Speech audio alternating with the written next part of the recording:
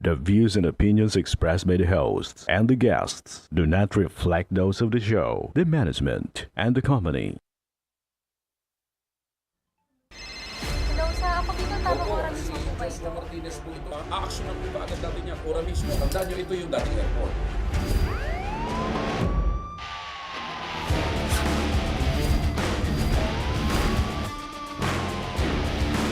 Hoy. Ano namang kayong dalawa pinagchichismisan yung mga marites kayo, ha?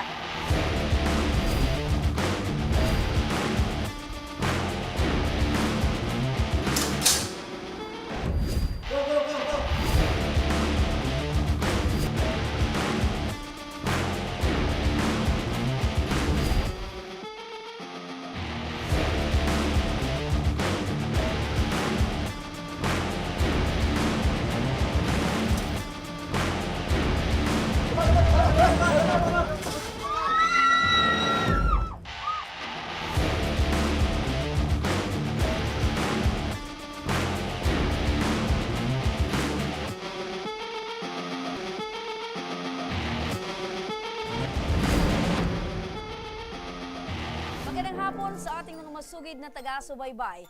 Live na live po tayo ngayong araw ng Miyerkules para magbigay ng serbisyo publiko. At live din tayo napapakinggan sa 90.3 Radyo Oragon Sorsogon, 88.3 sa Catanduanes, 90.7 Legazpi City at live rin tayong napapanood sa ating YouTube account.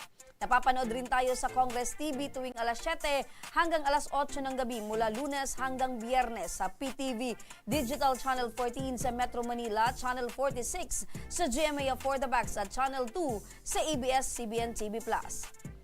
Mula sa Sagrada Baaw, Camarines Sur, mga kaaksyon, isang ina ang humihingi ng tulong para sa kanyang anak na may sakit sa puso. Ang ama ng bata tila nawala na raw umano ng pake at hindi na nagsusustento pa. Makakausap natin sa kabilang linya ng telepono si Jody Bell Bulalakaw. Magandang hapon sa iyo, Jody Bell. Hello po, magandang hapon po. Apo, Jody Bell, magandang hapon. Kumusta kayo ngayon ng anak mo? Okay naman po kami, ma'am. Okay naman. So, ilang taon naman itong anak mo na may sakit sa puso? 7 na taon na po. 9 na taon. Sa loob ng 9 na taon, kumusta? Ano ba yung mga nararamdaman niya? Ano po, ma'am? Papagurin po siya, ma'am. Hihingalin, ganun. Tapos, hindi po siya tumataba yung katawan niya. Dati pa rin po, yung kilo niya. Okay. May siyang gamot, ganun. So, ibig sabihin, sa edad na 9 na taon, hindi tugma yung laki ng katawan, pati yung timbang niya. Opo, opo. Pang ilang anak mo ba itong si Eliza? Bunso ko po. Bunsong anak ko po. Bunso sa... Tatlo po ang anak ko. Okay, sa 3 anak mo, ito yung yung bunso mo. Kumusta naman yung iba mong anak? Malulusog din ba or wala naman na sakit katulad nitong kay Eliza? Hindi rin po, mga ano din. Dati po sila nung mga bata pa sila, mga malnourished po sila kasama sa mga feeding, ganun. Kasi hindi po masyado yung yung pagkain nila, yung siyempre sa kahirapan po ng buhay ngayon, pag walang may maayos na trabaho. Ganun po yung nangyari. Matanggap mo sila pero hindi sila matataba ngayon. So, kulang sila sa mga masustansyang pagkain. Opo, ma'am. Opo. Kayo po, nanay, ano po yung hanap buhay po ninyo? Ma'am, nagtrabaho po ako sa sa isang taon ngayon, nagtrabaho po ako sa bahay lang. Ngayon lang ako nagtrabaho, ma'am, nung medyo nagka-problema kami nung asawa ko. So, dati nasa bahay ka lang dahil yung Opo, asawa mo dati yung nagtatrabaho, pero ngayon dahil na nagkaroon kayo ng problema ng asawa mo, nagdesisyon kang maghanap buhay or magtrabaho. Po, syempre po. Opo. Oo. Tapos ngayon ako na po nag-aano sa kanila kasi mas mabuti po yung magulang yung nag-aalaga kaysa po yung ibang So ngayon, maaari nyo bang maikwento sa amin paano umabot sa punto na hindi na kayo nasusustentuhan ng asawa mo? Nagbibigay naman po siya doon sa mama niya, nagpapadala. Kaya lang, yung kusa lang, ganun, kung ilan lang gusto niya. Kasi siguro, marami din yung marami siyang pinapadalan. Kasi, ano po kasi, hindi lang po kami isa yung naging asawa niya, kaya kami na lang yung nag-adjust ng ganon sa financial. Etong anak ay ama ng mga anak mo ay hindi kayo kasal? Hindi po, hindi po. Ayun. So, bakit sa nanay niya nagpapadala ito ng sustento? Bakit hindi na lang idiretso sa inyo? Hindi po, kasi nung nalaman ko po kasi meron na siyang iba, syempre naman, nasaktan naman po ako. Nung ano naman, umalis ako kasi sabi ko, ayoko po nung ganun na nangyari. Sinabi ko itong bunso ko, nagtrabaho po ako sa medyo malayo-layo. Yung dalawa, iniwan ko doon sa bayanan ko. Doon siya So, tao. bago man magkaroon ito ng iba, matagal kayong nagsama nitong dati mong kinakasama? 17 years po, ma'am. 17 years. So, umaasa ka na kayo na talaga yung panghabang buhay. Siyempre naman po, ma'am, kasi gusto ko buo yung pamilya ko. Kaya nga, ma'am, tiniis ko naman po lahat kahit may mga problema kang pinagdaanan. Tapos, meron pong issue naging battery ako, ma'am. Kaya lang, yung purpose ko, ma'am, gusto ko buo yung pamilya ko. Kasi wala na akong magulang. Kaya gusto ko naman, buo naman yung magiging pamilya ng buo yung mga anak ko, may papa sa mama. Ganun po yung nangyari. Saka, maasa po akong magiging maayos naman po kami sa huli, hanggang sa huli. Ganun Okay. po. Nababanggit mo na 17 years kayong nagsama. Bakit hindi pumasok ba sa isip nyo na magpakasal kayo? Ano yung naging hadlang? Bakit hindi kayo nakapagpakasal? Oo naman, nagyaya naman sa amin dyan. Kaya lang, yan po kasing dumating yung time na nasasaktan niya na ako noon. Parang na po ako, na-discourage na po ako noon. Parang ganun po yung nangyari. So parang inisip mo na din na wag na munang magpakasal dahil sa mga nangyayari sa'yo na to the point na sinasaktan ka na. Ganun po nangyari. Yung mga panahon ba na sinasaktan ka, nagpa-blatter ka, nagsumbong ka sa otoridad?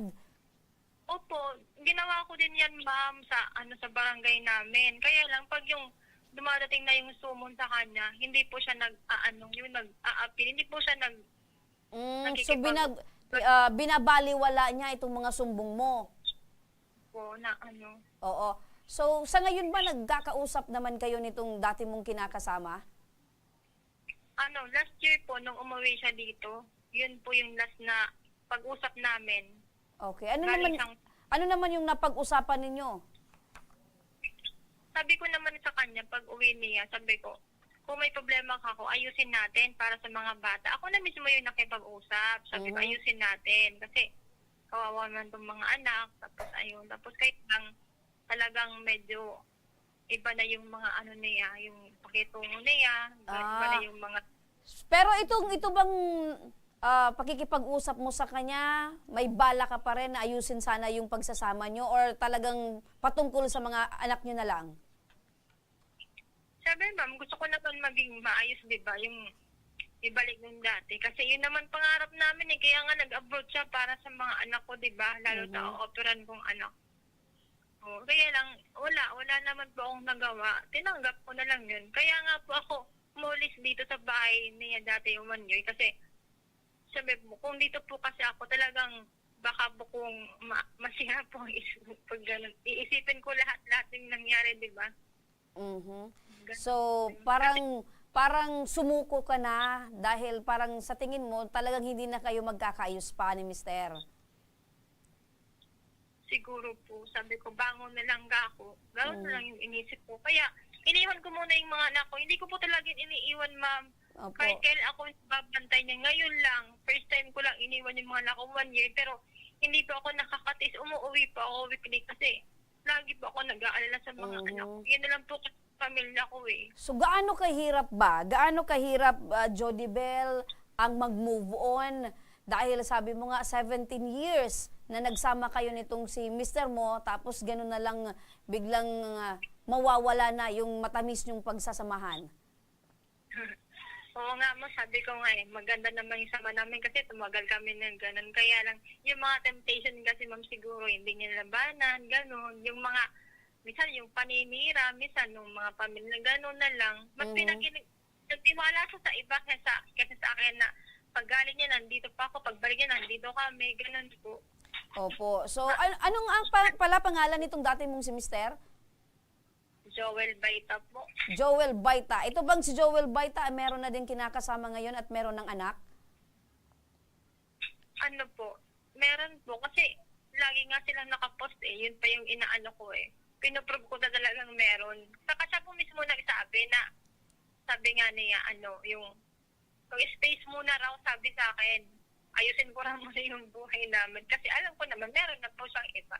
Ayun. So, nakapag-move on ka na ba, Jodibel?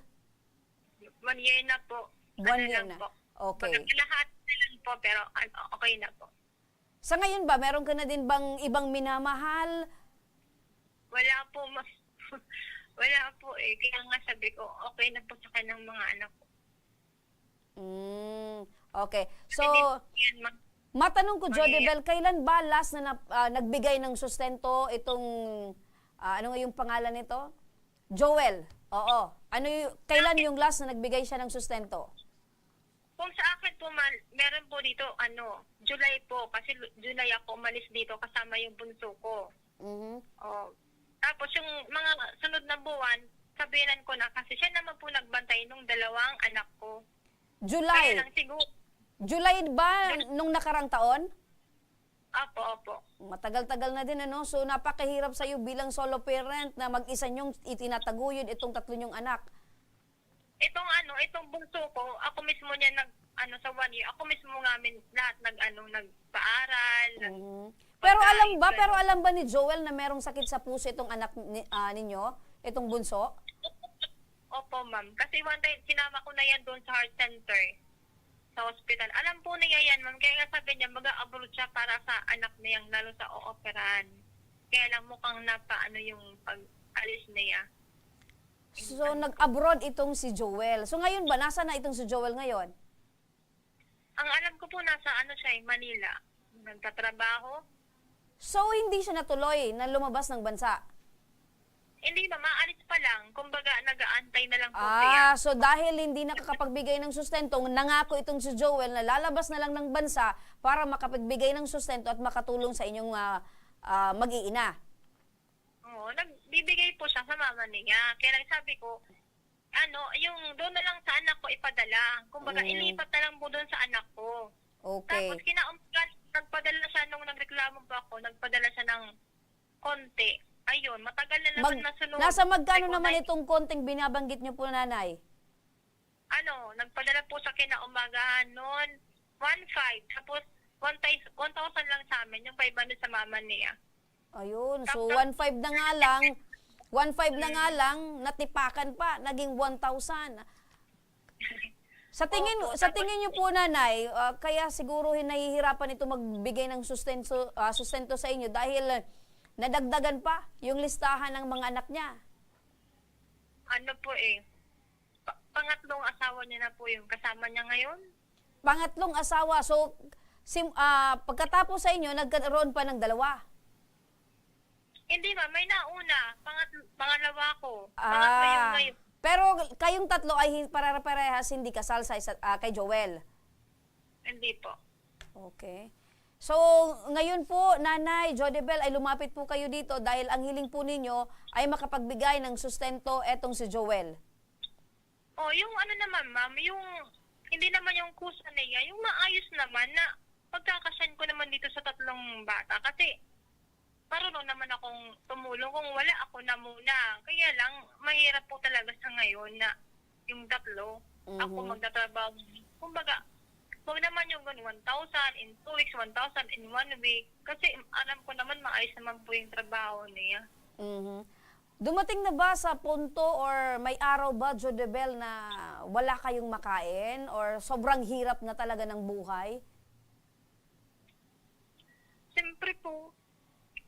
Siyempre, dumarating po sa punto yan. Tapos kinakaos ko lang mga anak ko. Konting tiis. Ganun. Malalampasan din namin. Pero, hindi naman ba ako tumitigil na na namang pagkain nila pag wala pang padala, pag walang pambili. Kumbaga, gumagawa po ako ng paraan. Yung mabuting paraan po. Ganun po. Matanong ko lang, Jodibel, sa tingin mo ba, ano yung pinakarason? Bakit nagawa kayong iwan itong si Joel? Kasi ano po kasi, para po kasi sa akin, ano yung, lagi po akong inaano ng mama na yung sinusumbong ko anong mga paninirang. Wala naman pong ebidensya. Ganun po yun. Kasi kung nagtagal po nga kami ng 7 years, di ba? Kahit away kami ng away, kami pa rin huli. Ganun yun. Mas naniwala sa magulang niya kaysa sa akin na naging asawa niya ng ganun po. Opo. Parang sa relasyon po ninyo, parang kung hindi kayo pinakialaman ng biyanan nyo, hindi sana kayo nagkahiwalay ni Joel. Kasi nga, pinatunayan ko naman sa kanila na kung ayaw sa akin ni mama mo, sabi ko, basta patutunayan ko pa kung pagiging maayos po akong mabuting ina. Ganun po yun. Kaya nga, tiniis ko lahat. At ginawa mo yon, Jodibel, na naging mabuti kang ina. Opo, ma'am. Nandito ako, ma'am. Lahat yan sinusunod ko yan ng kagustuhan niya lahat para wala kaming masyadong maging problema. Tapos nung time na nagkahiwalay kami, doon na po yun nangyari. Kaya sabi ko nga, wala na po ako magagawa kundi siyempre tanggapin na lang. Okay.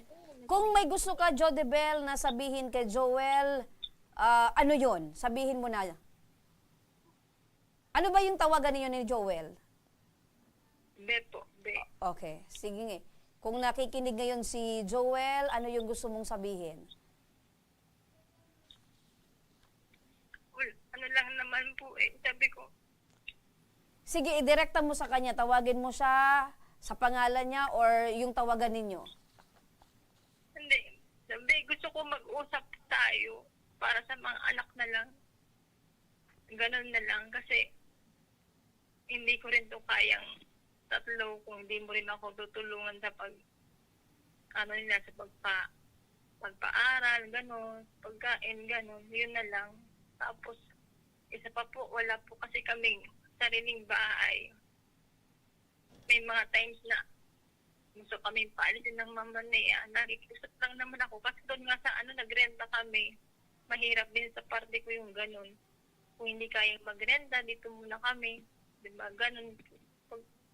Okay. So, Jodibel, makinig ka, no? Sinusubukan naming tawagan etong mister mo na si Joel para sana ay magkausap kayo at matulungan ka sa pagpapagamot sa iyong anak, pero hindi na siya sumasagot ng tawag namin. So, alam mo ba, Jodibel, kung nasaan ngayon itong si Joel?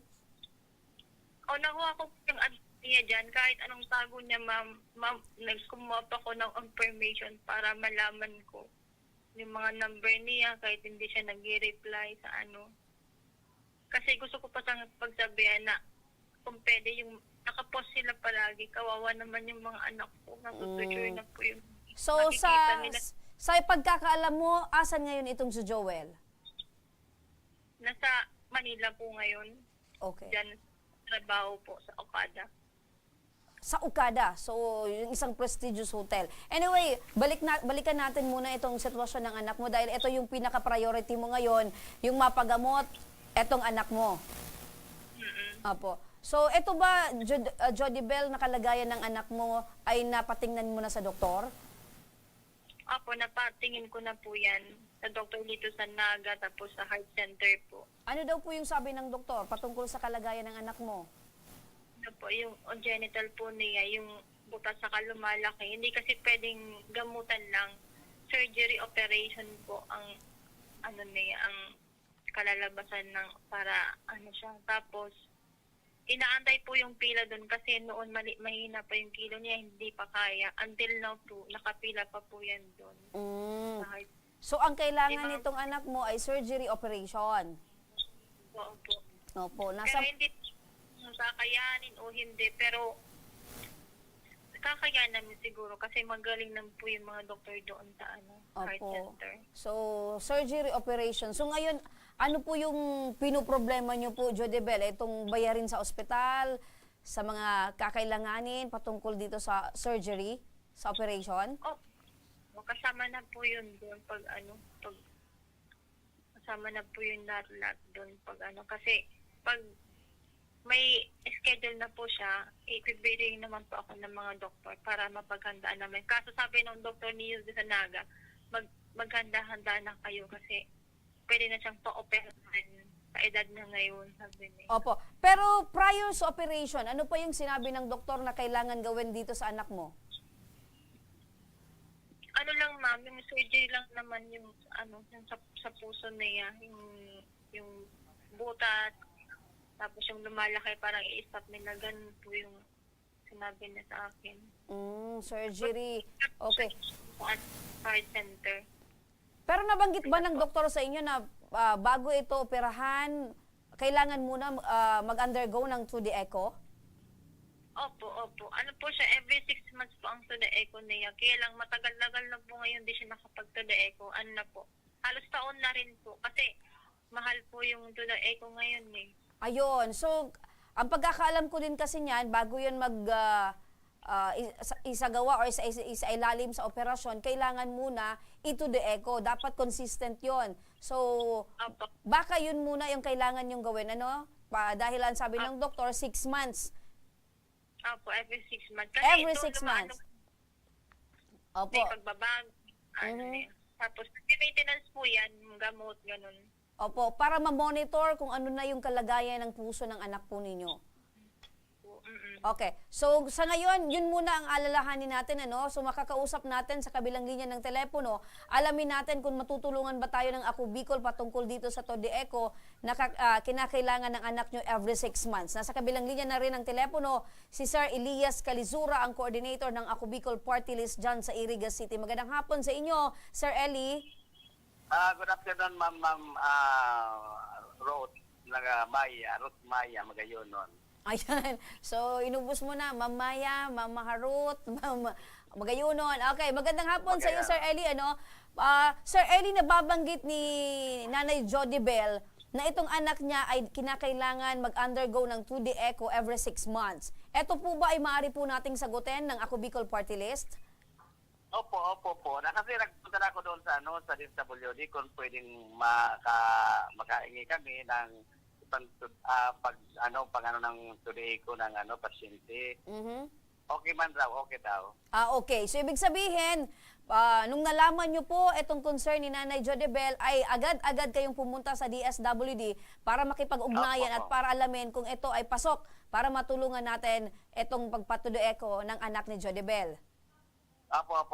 Okay, para sa kaalaman ni Nanay Jodibel, Sir Eli, ano pa yung mga dapat nilang gawin?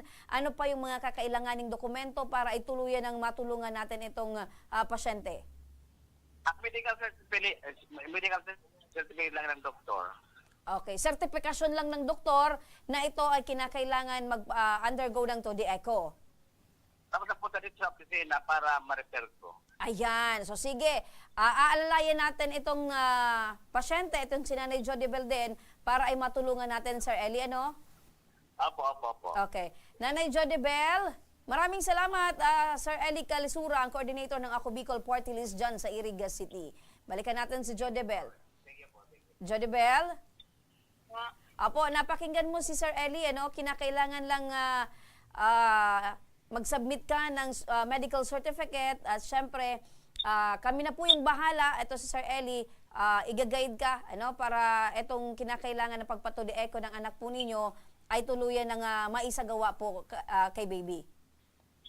Sige po, okay po. Salamat po. Okay, at huwag kang mag-alala, no? At makikipag-ugnayan pa rin kami kay Joel para naman itong kahilingan mo na sustento ay maibigay na para sa inyong mga anak. Okay, salamat po. Maraming salamat po. Okay.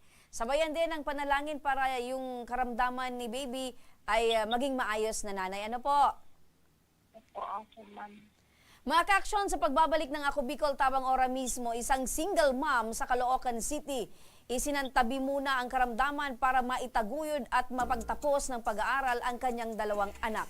Ang buong kwento, abangan. Kaya huwag kayong bibitaw, magbabalik pa ang tabang ora mismo.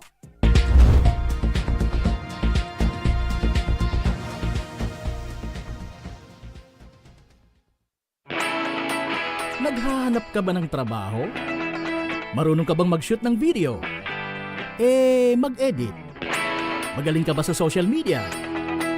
Willing ka bang matuto? Graduate ng journalism o may alam na sa media? Apply na dahil naghahanap kami ng videographers para sa Camarines Norte, Sorsogon, Camarines Sur, Catanduanes at Masbate. Ipadala ang inyong resume sa actioncallcenter@gmail.com at maging pinakabagong miyembro ng aming team. Tara na! Apply na!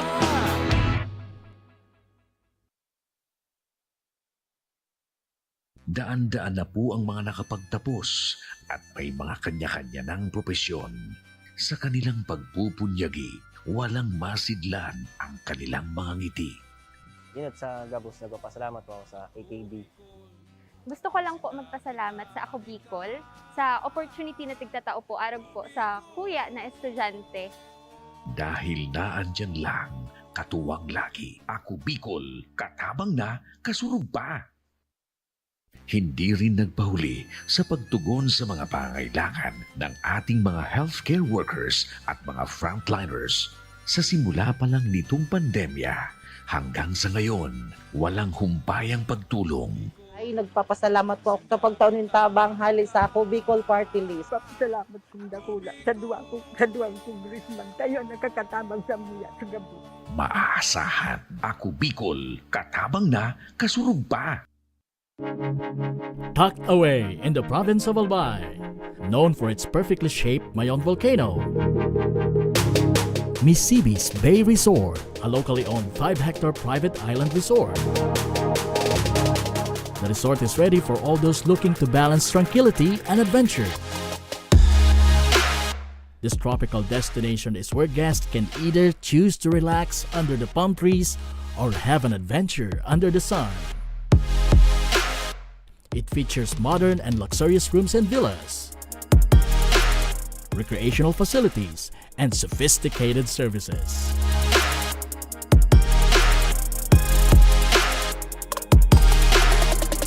Come and experience Misibis Bay Resort, your tropical island getaway.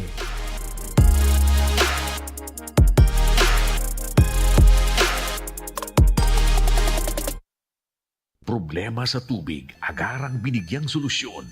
Nagpatayo ng mga solar-powered water supply system sa mga liblib na lugar. Libre, malinis at maaasahang supply ng tubig 24/7. Nakulaon ng pagpapasalamat niya mo. Dahil may kamalilingan habang kami nabubuhay. Nakulaon ining tabang para sa gabos na tao digdi. Salamat po. Para sa ating mga kababayang nasa laylayan, Ako Bicol, katabang na, kasurug pa. Libo-libo na ang mga nabigyan ng tulong medikal. Bata, matanda, kahit sino man, lahat ng mga may karamdaman, may maaasahan. Nagpapasalamat sa Ako Bicol Party List. Hindi po namin makakalimutan ang tulong na dinala ninyo dito sa aming bayan. Maraming salamat po. Dahil iisa lang ang tunay na nagmamalasakit. Ako Bicol, katabang na, kasurug pa.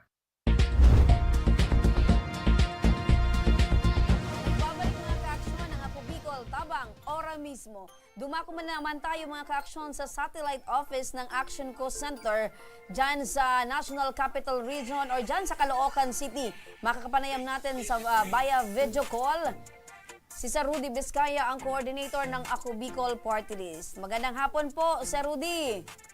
Magandang hapon po naman dyan sa inyong lahat dyan. Opo, nahilo na ako sa iyo, Ka Rudy. Akala ko nandun ka pa sa National Capital Region. Andyan ka pala sa Caloocan. Magandang hapon sa muli, Sir Rudy. Ikaw na talaga ang lalaking si Doro. O, di ba? Laka dito, laka doon. Pero ang pinaka-importante ay yung pagtulong natin sa ating mga kababayan. Opo. Yan ang ano natin, kumapantay, tumulong sa ating mga kababayan. Opo. Ka Rudy, kasama din natin ngayon si Dina Amor. Kanyang hiling ay maipagamot ang karamdaman ng kanyang iniinda sa loob ng halos 15 taon habang mag-isa niyang tinataguyod at napagtapos ang dalawa nitong mga anak. Ayan, katabi mo ngayon si Nanay Dina. Nanay Dina, magandang hapon po. Magandang hapon din po. Opo, kumusta po kayo ngayon, Nanay Dina? Opo. Kumusta po kayo? Okay naman. Yun ang pinaka-importante, Nanay. Okay naman. Nanay, maaari niyo po bang maikwento sa amin itong iniinda nyo pong sakit na ilang taon na? 15 years na iniinda nyo po ito? Opo, sobrang tagal na po. Opo. Bakit po umabot ng 15 years, nanay? Paano po yung hindi ko maasikaso yung ko kasi may mga anak ako na na pinapaaral. Ako lang naman ang nagpapagulog sa kanila kaya hindi ako nakapa-check up ng pabalik-balik sa PGE. Nung huli na to, nagkaroon na kasi ako ng mga pantal sa katawan, tapos lagi lang napakit ng pagkiliran ko yung pala yung lumalaki na yung bato. Kung nagkaroon na ako ng diabetes, high blood. So parang marami na kayong nararamdaman, parang may mga komplikasyon na, kaya po kayo nagdesisyon na humingi na po ng tulong.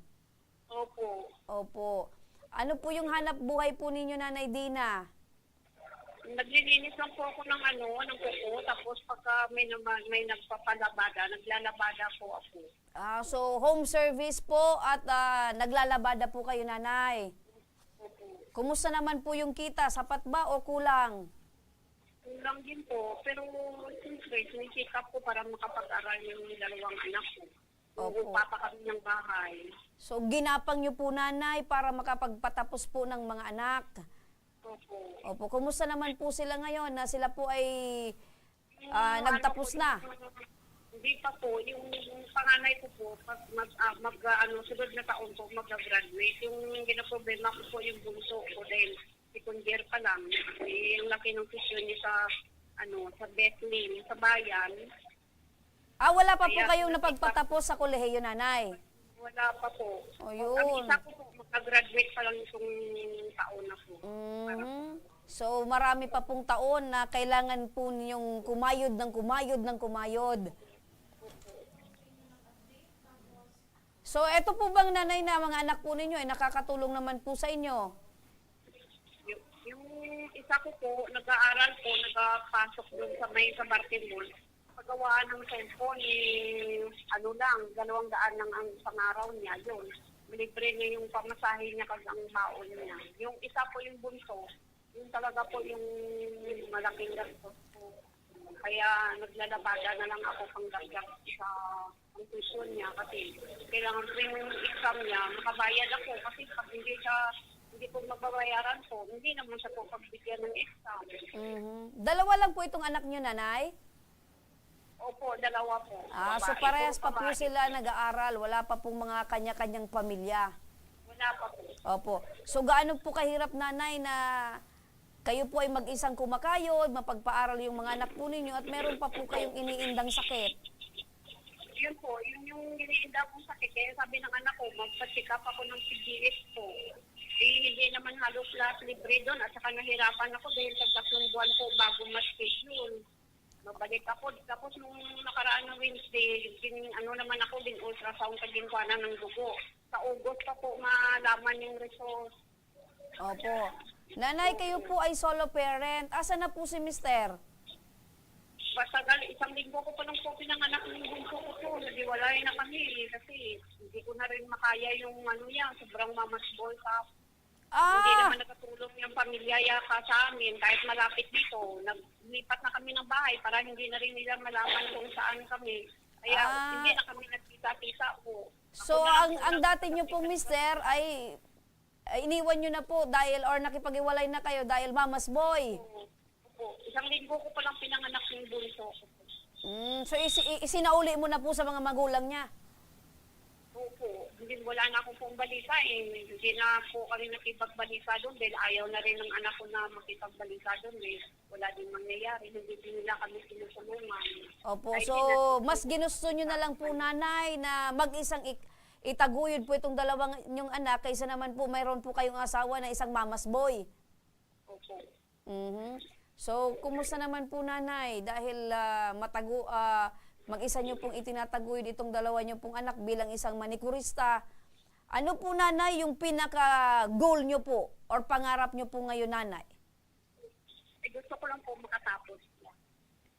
Opo. Kahit sino naman sigurong magulang, Nanay, ang pinaka-gusto at pinaka-achievement ng isang magulang ay mapagpatapos ang kanilang mga anak.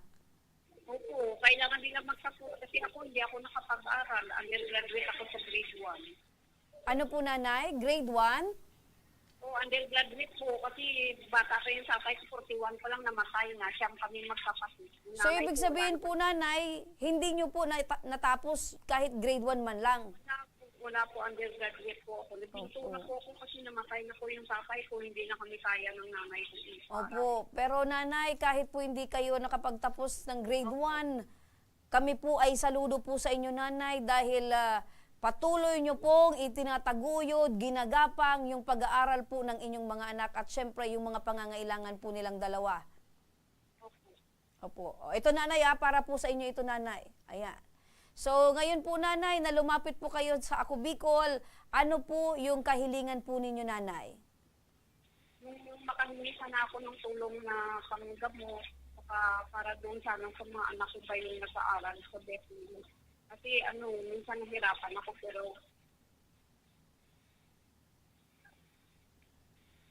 Opo, hello nanay. Ayan. minsan po nahirapan ako pero sinisipap ko pa rin gusto makatapos sila. Kasi ako hindi ko alam kung gagaling sa ako o kaya minsan na-stress na ako ng sobra.